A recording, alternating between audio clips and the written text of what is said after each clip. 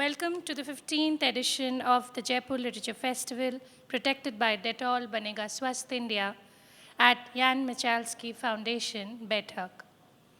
The festival brochure and flyer with details of the full program are available for purchase at the information desk. We are delighted to introduce the Lover Boy of Bahawalpur. Journalist and author Rahul Pandita's latest book, The Lover Boy of Bahawalpur, How the Pulwama Case Was Cracked, is a chilling account of a team of NIA sleuths who helped crack the mystery behind the Pulwama attacks. Steeped in meticulous research on a series of terror attacks across the country, the book masterfully connects the dots to reveal a tripartite alliance of militant operations, intelligence, and counter-terrorism. In conversation with journalist Jyoti Malhotra, Pandita discusses his book and the unraveling of an empire of terror. Let's welcome our speakers.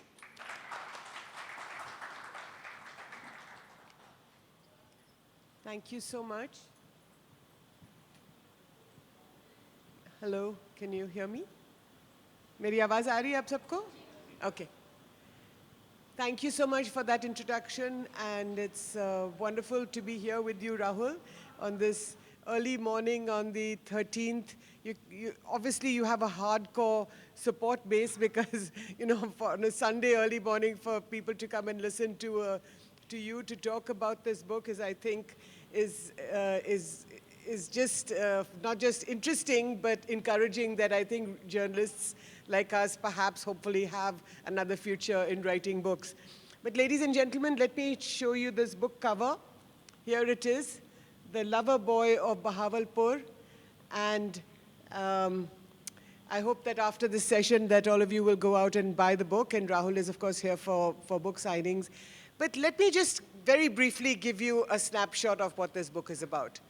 So in India, and I imagine at least elsewhere in the world as well, the term the Pulwama Attack is now part of our recent history. And what happened was in Pulwama was that on the 14th of February 2019, so just over 3 years ago, two young Kashmiri men, got into a Maruti car and rammed their Maruti car, which was full of explosives, into a CRPF convoy that was traveling to the Kashmir Valley. And subsequently, the investigations by the NIA, the National Investigation Agency, took just a month, a few weeks, to crack the case. And the connection leads all the way into a city in Pakistan called Bahawalpur, which is the headquarters of the terrorist group, the Jaish-e-Mohammed. Now, what Rahul has done in this book is that he's painted not just the story of the Pulwama attack, the impact that this has on India, but he's connected the dots in a sense of why the attack takes place and the connection back to the Jaish-e-Mohammed. So Rahul, welcome to this session this morning. Thank you. And let's start by, my first question to you is, it's a very evocative title, The Lover Boy of Bahawalpur. So tell us a little bit about this. Who is this man? This man is a young man who's very elusive. He is trained in the best joint facilities of Al-Qaeda, Taliban, and Jaish in Sangin camp in the Helmand province of Afghanistan. And he is the nephew of the Jaish's founder, Masood Azhar. But his own immediate family also has a past with security in India. His father is one of the hijackers of the IC-814 plane. And he goes to this camp in 2016 and comes out after getting this enormous, exhaustive training in explosives, in getting people, in getting sympathizers. He's also trained very well in communication. He becomes a mesmerizing speaker. He can speak in fluent Urdu, Dari, Pashto, and just like his uncle, when he speaks, that's his main charm. But Masood Azhar was someone who could not fight. In the 90s, late 80s, 90s, when he goes to a training camp, he fails even the basic training which is given to militant cadre in Pakistan and Afghanistan. But this guy does very well in his training also, and is then sent to Kashmir with a specific purpose. And the purpose is to wreak havoc and bring the current government on its knees. But there is a little miscalculation there, because the Jash in their mind think that after this suicide attack, there will be a lot of pressure and it will dent the credibility of Prime Minister Narendra Modi. But something else happens, and we can talk about it later. So when he reaches South Kashmir, Pulwama, they cross from the international border in Jammu through a militant sympathizer, through a Kashmiri militant sympathizer, and then he comes there. Now, why the lover boy? The lover boy is there because he's very charming. He befriends a lot of people, including women.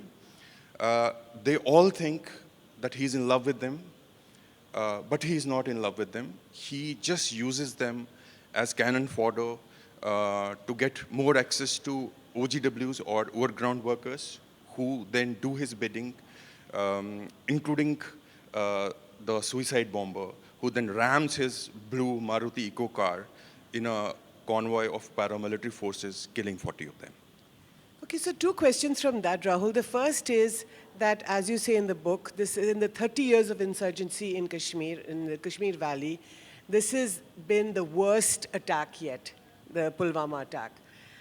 In fact, even more than in, some of us may remember in October 2001, just before the parliament attack in Delhi, which was in December 2001, in front of the Jammu and Kashmir Legislative Assembly, there was an attack. Now, the Pulwama attack it kills about 40 people. But in this attack, you have two young Kashmiris who have participated in this attack. And actually, what is interesting is that in the 30 years of insurgency, you have these Pakistani infiltrators who cross the LOC or the international border, but you don't have local Kashmiris who are undertaking this attack. So what happened this time that this young Kashmiri man was the Adil Ahmed Dar? What is it? Why is it different this time? Now, this is a very interesting point, Jyoti.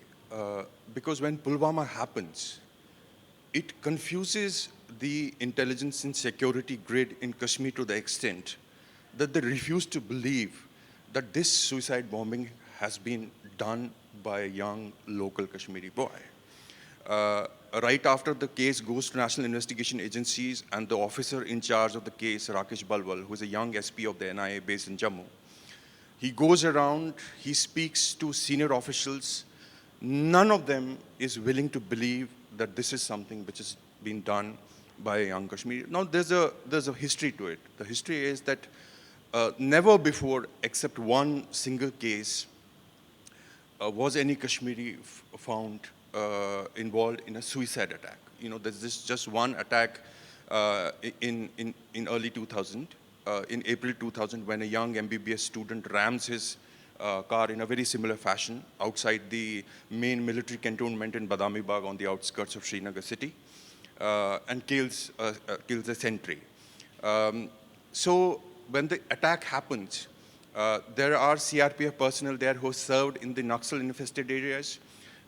There's a huge crater which has been created because of the impact of the blast. And for hours and hours, for almost 24 hours, they believe that this is a landmine blast. This is a typical IED blast, which is usually done by the Naxalites in central and eastern India.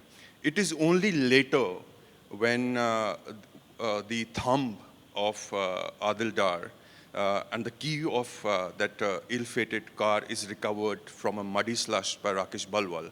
6 days after the blast is when the thumb is sent for a DNA analysis, and then for sure we know that this has been done by Adil Dar. So that kind of makes the security grid in Kashmir very worried. Because they are used to the so-called Mehmani Mujahid or the foreign warriors, foreign militants who come from outside. They are trained in the best facility.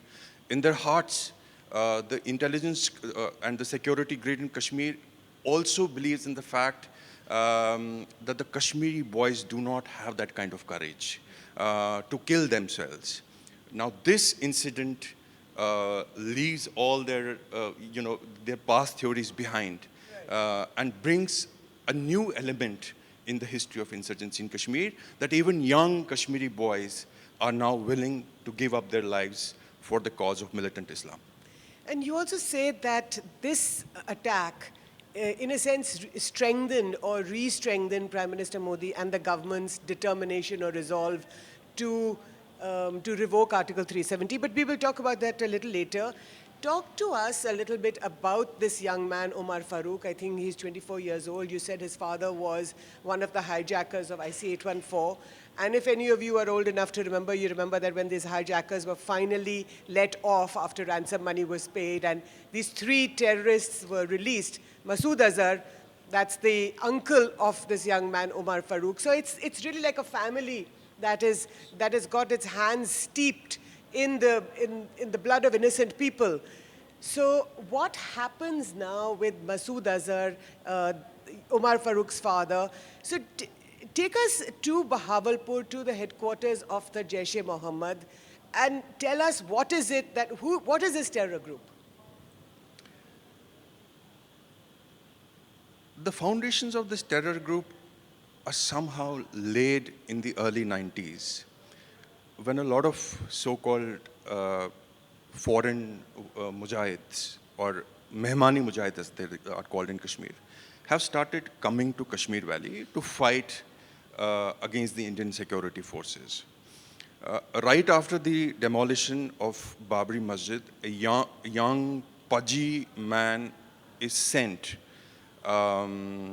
along with another guy. They take separate routes. There's a guy called Sajjad Afghani who takes a flight from Dhaka and reaches Delhi, and from Delhi he goes to Kashmir. Another young man, very fat, pudgy again, he takes another route as a businessman from Portugal and lands up at the Delhi airport. The immigration officer asks him that he does not look like a Portuguese.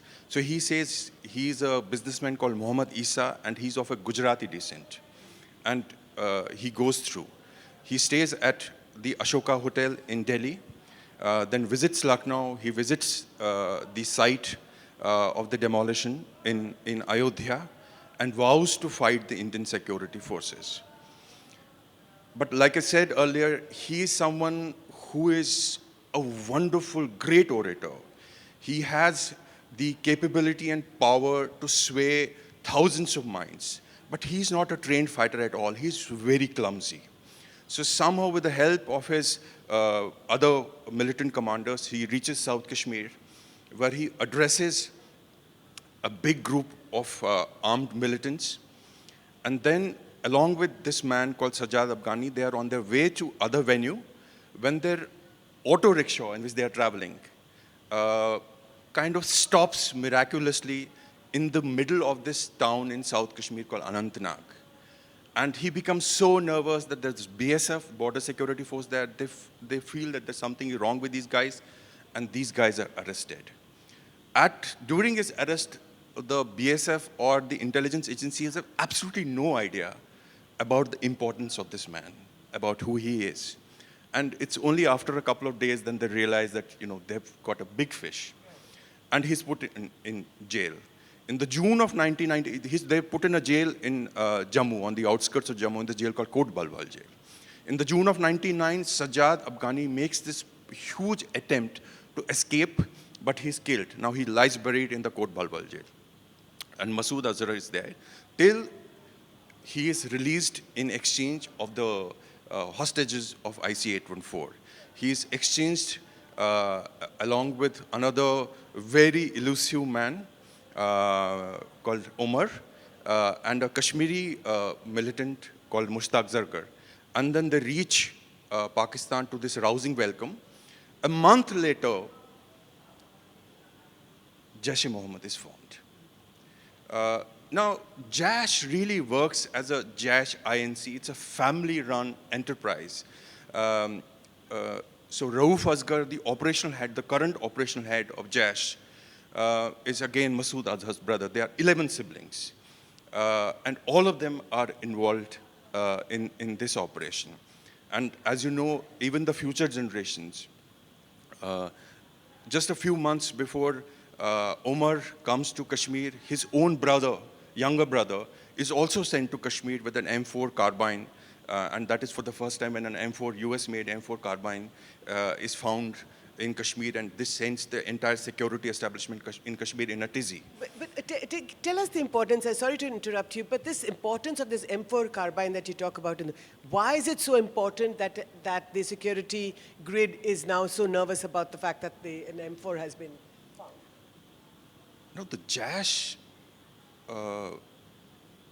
is the most ferocious terrorist organizations of all.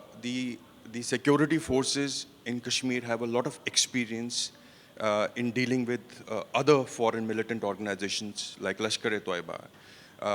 They are very well equipped to deal with local militant organizations like Hizbul Mujahideen. If you follow the history and the pattern of militancy in Kashmir, a Kashmiri militant who is from Hizbul Mujahideen lasts a few months, now really a few weeks before he's trapped into some building. And the encounter is over in a few hours, and it mostly usually ends up in this young man losing his life. But that's not the case with Jaish. Like Omar Farooq, they are trained in the best of facilities.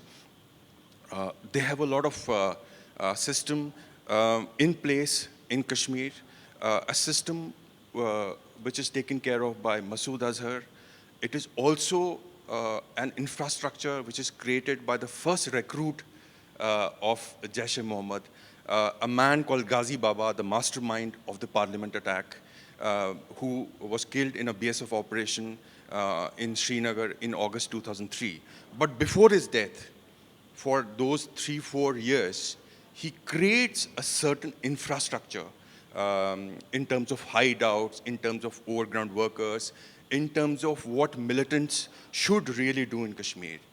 And you'll be surprised, Jyoti, that that infrastructure, that blueprint is still used by militant organizations, primarily the Jaish, in Kashmir even now. If you look at the pattern, sometimes you see news about some young man suddenly approaching a Kashmiri police officer, unarmed Kashmiri police officer, and killing him. That's a pattern, that's a blueprint which was created by Ghazi Baba in the late 1999 and 2000. This is something which has already happened in Kashmir in early 2000s. This is a big challenge for the Indian security forces, especially looking at the kind of damage they were able to do in a place like Pulwama. But in Bahawalpur, so first of all, why is Bahawalpur so special? Second of all, the Jaish-e-Mohammed that has been set up, you say just 1 month after the IC-814 hijacking, when the terrorists come out of the plane in Kandahar, and we see that, at the time we didn't see any pictures, but we read about the fact that they got into a jeep and they drove off into Pakistan, which is right next door. Now, my question to you is that the Pakistani establishment, the deep state, whether it's the army or the ISI, they are recruiting young men from Punjab, from poor families in Punjab, setting up this organization called the Jaish-e-Mohammed and infiltrating them into Jammu and Kashmir.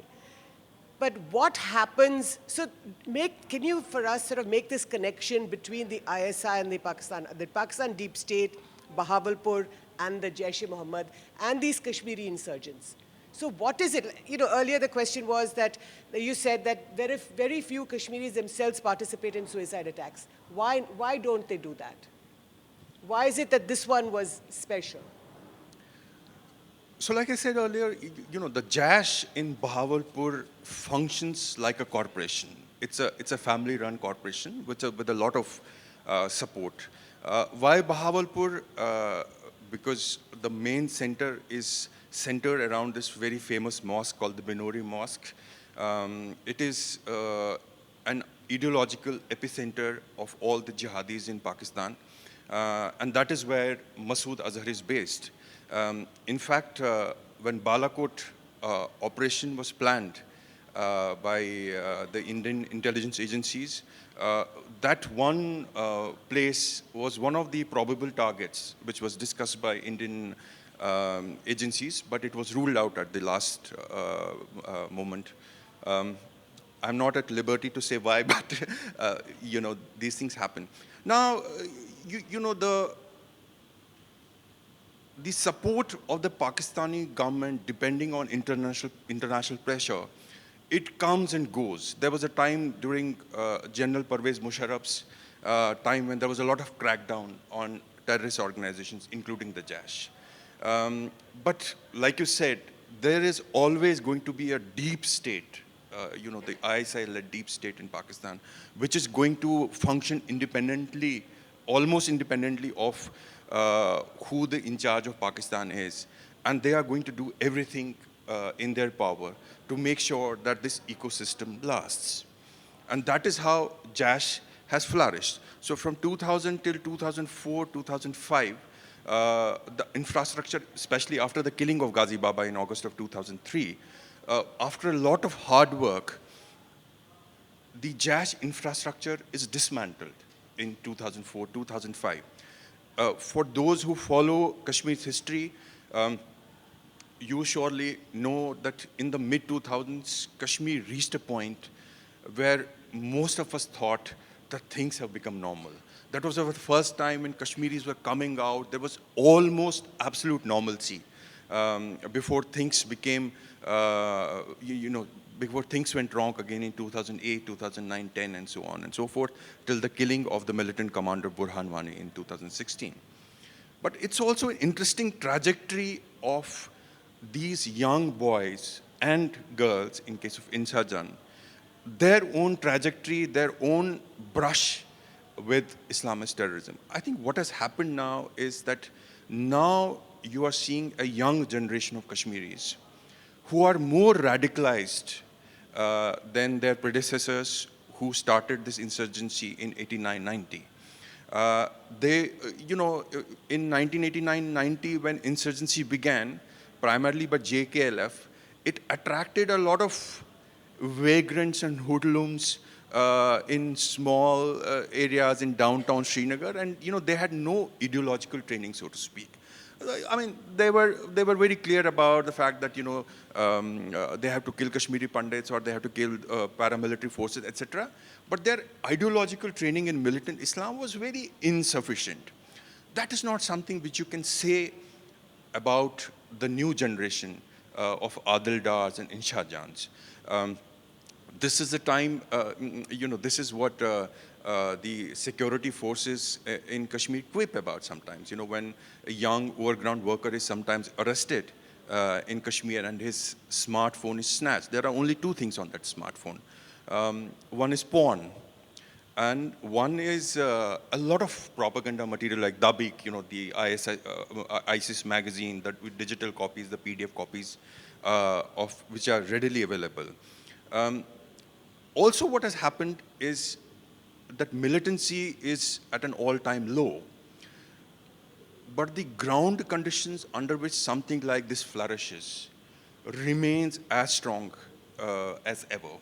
I was just going through an ISIS module, which was busted again by NIA, lasted in July. And there's this young man who was taking out the digital copies of ISIS from a small house in South Kashmir, in Anantnag. Now, when he was interrogated, he told the NIA that in his locality there's a library where there are copies of the speeches of this Palestinian theologist Abdullah Azam. You know, he's been a mentor of Osama bin Laden, etc., etc., are readily available. And he got radicalized because he has access to, you know, to that literature. And now these young boys, you know, who were born after 1990, they've seen a lot of violence. Sometimes as a, you know, I'm a Kashmiri, and sometimes when I travel with these stone pelters or chronic stone pelters or overground workers, sometimes they don't realize that even I am a Kashmiri.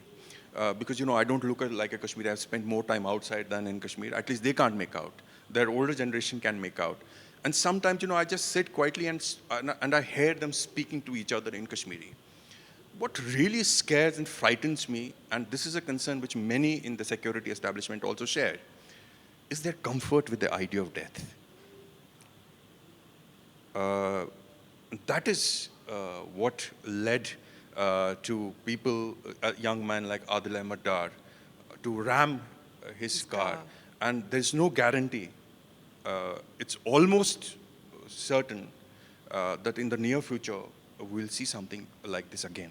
Well, let's not talk about, you know, these sort of dire things right now, but Adil Ahmed Dar is the young man who drives the car into the CRPF convoy. But you mentioned a name just now, Insha Jan. Who is she? And what is her connection with Omar Farooq, who you call the lover boy of Bahawalpur, which gives its name to the book? You know, I call myself a student of counterinsurgency. I call myself a student of this country, and I'm a Kashmiri. So sometimes, you know, I'm really, you know, I really want to go beyond my journalistic duty. You know, where you go for an assignment, and your editor has asked you to get the color and a few quotes, and you do, you know, you parachute yourself, you drop yourself at Srinagar, and you do that, and you come back with a report, 2,000 word, 3,000 report. But as a student, you know, sometimes I'm really interested or fascinated about what prompts these young men and women to become what they do. So there are some interesting theories. In Sopur in North Kashmir, there were two colleges next to each other. One was a women's college, one was a boys' college. You know, intermediate colleges. So the security forces realized something interesting. Both colleges shut at the same time. The women come out, the girls come out, the boys come out. And the boys, because they want to impress these girls, they immediately indulge in stone pelting against the security forces outside their college perimeter. So to avoid this, there was this wise young police officer there. What he did was he changed the timings of these colleges. And the stone pelting came to an immediate stop. Now that is one way of looking at it. You know, it's a simplistic way of looking at it. We must not forget, again, coming back to the extent of radicalization which has happened in areas like Pulwama. In areas like Pulwama, after the death of militant commander Burhan Wani, were almost liberated zones. The police did not even go there to file FIRs. Everything was done over the phones in the months after the killing of Burhan Wani. There's a lot of support for militancy in these areas. Young Insha Jan is a mix of all of these factors. She's a young woman who's bored to death. Like any other young man and woman anywhere else in the world, she's interested in films, she's interested in Bollywood, she's interested in singing, she's interested in ghazals, she's interested in love, she's interested in romance. But there's also a factor that her whole family is a terrorist sympathizers, their cousins, their father, you know, they all have had some kind of association with militancy. So when the young Omar Farooq, along with Adil Ahmed Dar, comes and takes shelter, she is immediately, also because of the mesmerizing personality of Omar Farooq, drawn to Omar Farooq. And she thinks in her heart that Omar Farooq is someone who only loves her. He makes her speak to his mother in Bahawalpur. He makes her speak to his wife in Bahawalpur. over WhatsApp video. And the wife tells her that it's her duty to make sure that he's comfortable. Comfortable, means a lot of things. So she does that. She does that duty. But it's only after the case is cracked and when the NIA officials confront her, does she realize that Umar Farooq had multiple relationships with women, including her own paternal uncle's daughter. Then, she's kind of broken, and she shares a lot of information with the officials of National Investigation Agency. So this young 21-year-old woman has a relationship with this Pakistani terrorist, and her, tell me about the family. What does the family think about it? What does the community think about it? Because anywhere in the country, whether it's Kashmir or UP or anywhere in the south, for a middle-class family for their daughter to have a relationship with, I know that insurgency, these are special circumstances in Kashmir. But what does her family think? What does her community think about this? Here's a very interesting fact about Kashmir. Both intelligence agencies and militant groups sometimes try to recruit people from the same pool. Now you see a lot of contradictions in this. There's a guy called Ashik Ahmed Nehru. He's a truck driver who between September 2017 and October 2018 has made dozens of trips to the international border in Jammu, in Samba, and has ferried 33 hardcore Pakistani jazz terrorists and brought them back to Kashmir, including Umar Farooq and his 4 men in the April of 2018. This Ashik Nehru is a former asset of one of the intelligence agencies.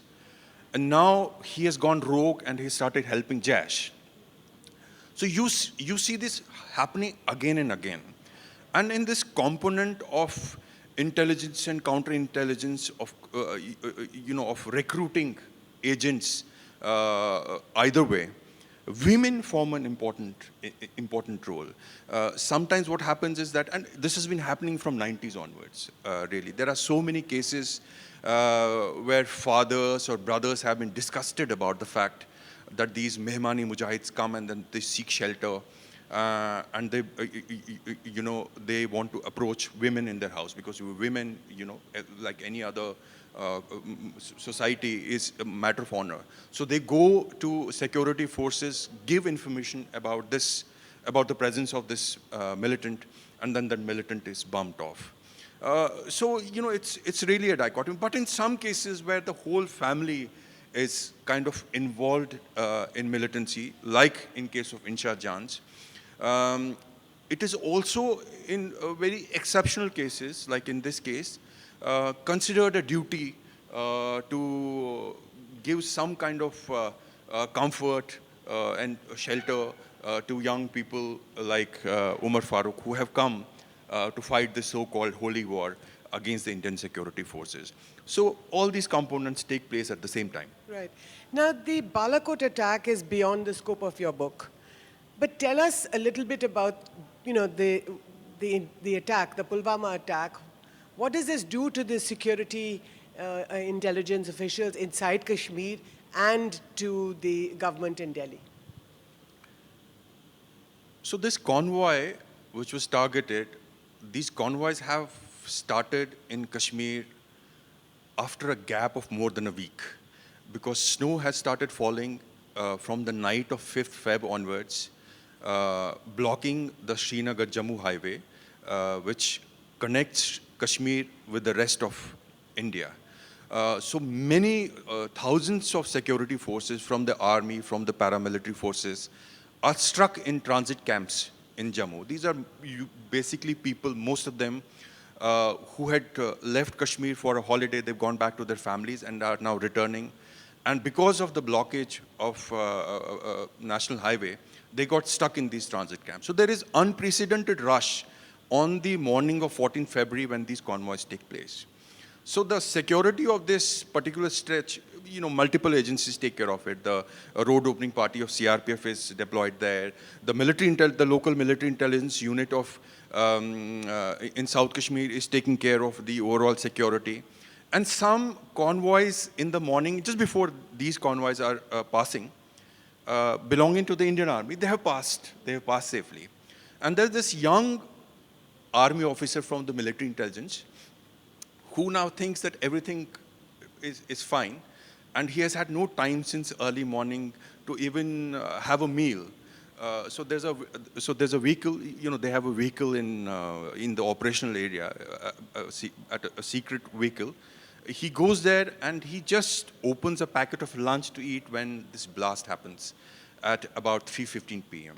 And he is the first, his crack unit is the first to reach there.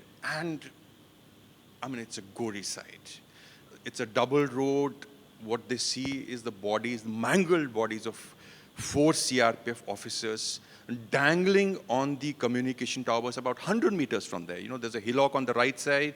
There are mobile towers there, and these bodies are dangling there. Now, this immediately, now the senior officers who rush to this place have many challenges. Number one challenge is to make sure that the rest of them go safely, because sometimes militants are in hiding, then they open fire. Then the tempers of the ordinary Jawans run high, and they want to go berserk. They want to attack places like Hajipur, etc. And the Kashmiris have already fearing that. They have locked themselves up in houses. The shops are shut because now they think, they understand the gravity of this situation. They've seen the bodies, the pieces lying around. They know what is going to come to them. But thanks to the wisdom of senior officers, that never happens. But it creates a sort of nervousness among the security grid. I spoke to some officials, and for days after this incident, when their vehicles would travel through areas, some of them said that they were very nervous about at the sight of a civilian vehicle, getting close to approaching their vehicle. So that nervousness was obviously there. The JASH wanted this to be a slightly lesser incident in terms of casualties. So even they don't know that 40 people have died. Because in their theory, and there's a chat which these people share, which I got access to. At one point in time, Rauf Asgar tells Umar Farooq that दुश्मन को उतना ही नुकसान पहुंचाना चाहिए जितनी उसकी उठाने की ताकत हो. Now when they realize that 40 people have died, it also creates a sort of nervousness among them. And that nervousness, also then, they don't know then, but on the same evening, the decision to revoke Article 370 is taken by the CCS and the security and the Cabinet Committee on Security in Delhi, which is called the short form of the CCS. That includes the Prime Minister, the Home Minister, the Finance Minister, the Defense Minister, and the External Affairs Minister. So 4 ministers and the Prime Minister. And then Balakot is, they want to do something. They are absolutely not sure about what to do. There are various theories. Some people suggest that they should do another surgical strike, the kind of strike they did. But ultimately, because of historical reasons which are there in the book, there's a raw asset which tells them the importance of the historical relevance of Balakot. And that kind of, you can read more about it in the book. That kind of seals the deal for these people, and then Balakot is attacked. I've actually been to Balakot, but but that was in 2005 when the earthquake took place. So, friends, I'm going to open the discussion to the House. If any of you have questions, yes, ma'am, go ahead.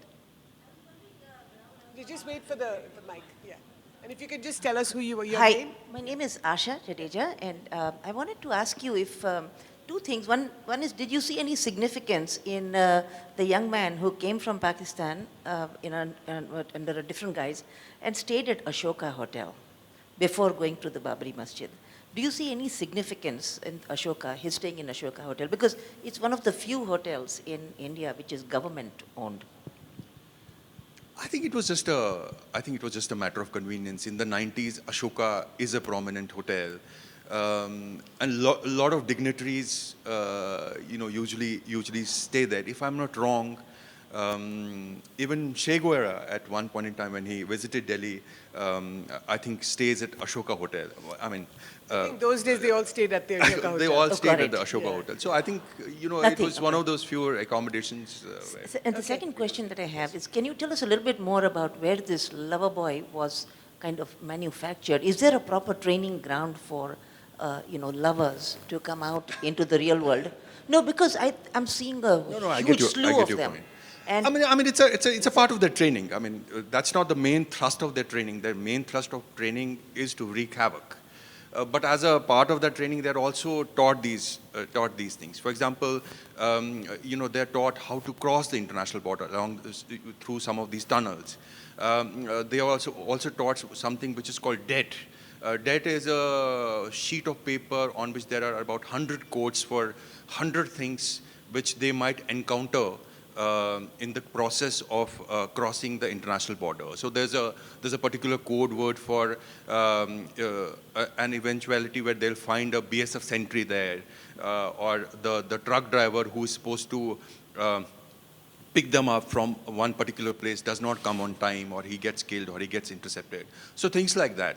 So these are, these people are like people like Omar Farooq, was trained in the best facilities, like I said in the beginning of this discussion, best facilities of Taliban and Al-Qaeda in Helmand province in Afghanistan. Technically they are the best of the best. Okay. Yes, go ahead. The young lady there. I think you've explained the human element of the whole situation very well. Can you talk a little bit about the finance and tech? What are the several sources of funding that they're getting? Where are they getting this equipment from? Like you were saying, these US-made guns Carbines, and everything. So all the sources, maybe just a little bit about them. Great question. So right now, what is happening in the last few years, the militants in Kashmir have faced a weapon shortage of sorts, especially indigenous Kashmiri militants who belong mostly to the Hizbul Mujahideen. That's when you see that some of the young boys who want to join the militant force, they are given a test first. The test is that they have to approach a policeman and snatch his rifle, and that rifle then will be used, in one of the operations. But as far as Jash is concerned, when they cross, they get a lot of equipment along. When Omar, someone as important as Omar Farooq crosses, they carry RDX explosives in their rucksack. They carry AK-47 rifles. They also carry bigger weapons like M4 carbine, snipers. So these things keep on happening all the. As far as funding is concerned, funding has multiple sources. Funding from late 80s onwards has been done through Hawala. There's a lot of funding which comes through the erstwhile LOC trade. You send something from here, you get something from there. Not only from Kashmir, mind you, but also from international border in Wagah, in Amritsar. The NIA, the other agencies have got multiple consignments in which not only Kashmiri Muslims were involved. People from Punjab, people from Chandni Chowk, people from Daryaganj, Hindu, Sikh businessmen, all of them were involved in Hawala trade. They may not have known the fact that the money was going to be used for something else, but they were nevertheless involved in these operations. So as far as money is concerned, there's absolutely no dearth. In fact, Umar Farooq keeps on getting these funds from his uncle, and in their communication, he keeps on giving him an account of for what these 5 lakh, 6 lakh rupees he has he has spent that money on, and that money is transferred to his account in Pakistan, and then it reaches him through these hawala channels and so on and so forth. I think the important point, one of the very interesting things about Rahul's book is that Umar Farooq, for example, he doesn't cross on the LOC, on the line of control. He's crossing in the international border in Jammu. What that means is that these are fortified borders, that there is a, it's like Wagah. If you've been to the Wagah-Atari border, which is in Punjab, in Jammu. So that is interesting, but I mean, that's not in the scope of his book. But what does that do to, India's security infrastructure, I think you have to look at. Any questions from the back? Yeah, okay, the young man at the back. And then you can go after that, Yeah, not so young actually. Just tell us your name and where you're from. Yeah, Vivek Sharma from Jaipur. I have a Jaipur Book Lovers Club. And Rahul, great. I would definitely will purchase the book and great discussion. So there's a lot of chat on WhatsApp. There's a lot of chatter on the Kashmir files and a lot of polarization also which is happening. So your take on that, and what is the way back for Kashmir Pandits too? Is there a way back? I made a film. I was part of a film. I did not make it. Someone else did.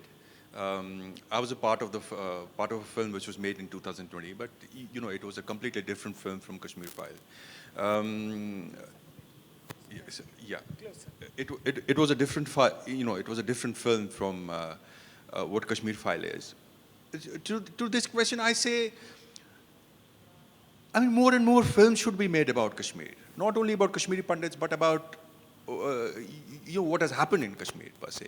More films should come about insurgency, more films should come about things like Pulwama, more films should come about what the ordinary Kashmiri Muslims have faced in Kashmir from 90s onwards, from both sides, from, sometimes from Indian security forces, sometimes from the so-called Mehmani Mujahids. And definitely the story of the ethnic cleansing of Kashmiri Pandits and their subsequent exodus deserves a lot of films. I always tell young men and women from my community or Kashmiris, I say, go ahead, write more about these, write essays, write books. I wrote a book on the exodus, which is my own personal story, a book called Our Moon is Blood Clots. But, more young people should come out and tell their stories. Kashmir File is most welcome, so are other filmmakers who in future would like to make more films. Everyone is welcome. So there's lots of questions actually, but let's just get the last 3 or 4 in. So if you could go first. Hi, my name is... Just short questions, please, yeah? All right, my name is Akshay. Great fan of this kind of work. I just want to ask, most of these... Can you put the mic? Sure. Most of these terrorist fund organizations are getting funded primarily from ISI and... Can you ask your question because we are actually out of time? Sure. What is, according to you, the role of rogue militant organizations like 366 Brigade and Ilyas Kashmiri in such events? Because they were not in direct consonance with what ISI wanted. Sure. The gentleman at the back, can you quickly ask your question, please? Hello, Rahul sir. This is Digvijay from QApp. Actually, मुझे बस इतना जानना है कि क्या 14 फरवरी को जो 40 जवान शहीद हुए थे, क्या ये अटैक किसी भी तरीके से रोका जा सकता था? Okay, ठीक है, good question. हाँ, आप वहाँ पे पूछ लीजिए and then आप फिर last question. जी, आप पूछिए. Yeah, go ahead and ask. Hi, my name is Chintan. I just wanted to ask, whenever there's a discussion about the exodus of Kashmiri Pandits, why is it that it gets branded as right-wing? Is it possible to talk about it and not be co-opted into the right-wing narrative? Okay. So, can you? Same question. Yeah. Indian intelligence. Okay. Like 24/7, they say it was an inside job. That's right. So can it be an inside job to get sympathy for the military? Okay, last question. Discussion, you mentioned that we could be possibly looking at another Pulwama. So I just was wanting to understand whether the abolition of Article 370 is being counterproductive. Or is it that, it's pent-up anger which is just waiting to happen? Right. All yours. बहुत सारे सवाल है, but पहले मैं वो पुलवामा की intelligence का जवाब देना चाहूँगा। देखिए, पुलवामा होने के बाद काफ़ी सारे सिली थ्योरीज मार्केट में आई। उसमें एक सिली थ्योरी ये थी कि भारत सरकार को इस अटैक के बारे में पहले ही पता था और उसके बाद इलेक्शन जीतने के लिए ये हुआ। ये बहुत ही बचकानी और फजूल बात है। अगर आप चैट्स फॉलो करें, कोई भी सरकार जो है, ख़ासकर नरेंद्र मोदी की सरकार इस बड़े हमले से उभर नहीं पाती, क्योंकि ये एक बड़ा फेलियर था। एक ऐसे प्रधानमंत्री जिनकी एक स्टीली इमेज है और उनके प्रशासन के दौरान, उनके राज के दौरान पुलवामा में इतनी बड़ा आत्मघाती हमला होना, ये बहुत बड़ा फेलियर है। तो ये जो बातें हैं कि इसकी इंटेलिजेंस इनपुट्स पहले आ रही थी और सरकार ने इस पर ध्यान है, ये सब बचकानी है। इंटेलिजेंस आपको समझना पड़ेगा, दो तरह की इंटेलिजेंस हमेशा आती है। एक तो एक जनरल इंटेलिजेंस इनपुट आता है, जो इंटेलिजेंस एजेंसीज हमेशा कुछ ना कुछ आता रहता है सिक्योरिटी फोर्सेस के पास। जैसे 26 जनवरी को कोई आतंकवादी घटना हो सकती है, 15 अगस्त को कोई आतंकवादी घटना हो सकती है।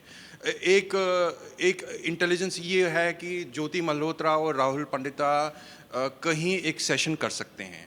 अब इस इंटेलिजेंस इनपुट के आधार पर सिक्योरिटी फोर्सेस कुछ नहीं कर सकती। एक होती है एक्शनेबल इंटेलिजेंस। एक्शनेबल इंटेलिजेंस ये है कम से कम कि ज्योति मल्होत्रा और राहुल पंडिता जयपुर में जवाहर सर्कल के आसपास कहीं एक सेशन करने वाले हैं, जिससे उस इवेंट को रोका जा सकता है। तो ये तो एक तरफ कर दीजिए। हाँ, क्या इस हमले को रोका जा सकता? बिल्कुल रोका जा सकता था। अगर इंटेलिजेंस एजेंसीज को इसकी भनक होती, अगर कोई उमर फारूक और इस पूरे ग्रिड पर नज़र रख रहा होता, तो ये रोका जा सकता। इसमें एक छोटी सी बहुत ही अहम बात मैं कहूँगा, जो हमको समझना बड़ा ज़रूरी है इस पूरे प्रकरण में। वो समझना ये ज़रूरी है कि सिक्योरिटी फोर्सेस का कश्मीर में कोई इंसेंटिव नहीं होता है कि एक यंग कश्मीरी को वो मिलिटेंट बनने से रोके। उसका इंसेंटिव ये होता है कि जब वो मिलिटेंट बना, या तो उसका पीछा किया जाए, उसको एसेट बनाया जाए, या उसके द्वारा जो बड़ी मछलियां हैं जैसे कारी यासिर है या उमर फारूक, उन तक पहुंचाया जाए। लेकिन सिक्योरिटी फोर्सेस के पास इतना टाइम या ऐसा ब्लूप्रिंट नहीं होता कि साहब ये आदमी है जो पत्थर मारना इसने शुरू किया, इसको फॉलो करो और किसी तरह ये कोशिश करो कि ये मिलिटेंट फोल्ड में ना चला जाए। इस तरह का कोई प्रावधान उनके पास होता नहीं, और ऐसे में बहुत बड़ी गलतियां हो जाती हैं। As far as I'll just answer this. As far as Kashmiri Pandits are concerned, I think हमको ये राइट विंग और लेफ्ट विंग की परिभाषा से निकलना होगा। जिनको ये लगता है कि कश्मीरी पंडितों के बारे में बात करना राइट विंग, वो उनकी समस्या है। अगर आप और मैं कश्मीरी पंडित्स के बारे में बात करना चाहते हैं, चाहे आप लेफ्टिस्ट हो राइटिस्ट हो, हर किसी को अधिकार है हर किसी के बारे में बात करने का। अगर आप उसके बारे में बात करना चाहते हैं तो आपको इन लेबल्स की चिंता नहीं करनी चाहिए। मैंने अपने 20-22 साल के करियर में इन लेबल्स की चिंता कभी नहीं की है, और आपको तो बिल्कुल ही नहीं करनी चाहिए। On this note, I think we're really out of time, and so if perhaps We can let's talk about this outside. But Rahul, thank you so much for this discussion. And ladies and gentlemen, this is Rahul Pandita's book, The Lover Boy of Bahawalpur. He's also written another very beautiful book called The Moon Has Blood Clots. That came before this. I would urge you to buy both of them and get them signed by this young author. Thank you so much. The book is available at the bookstore. You can get the book and get it signed. The signing area is over there. The speakers would be happy to sign the books. Thank you, Rahul Pandita and Jyoti Malhotra, for this wonderful session.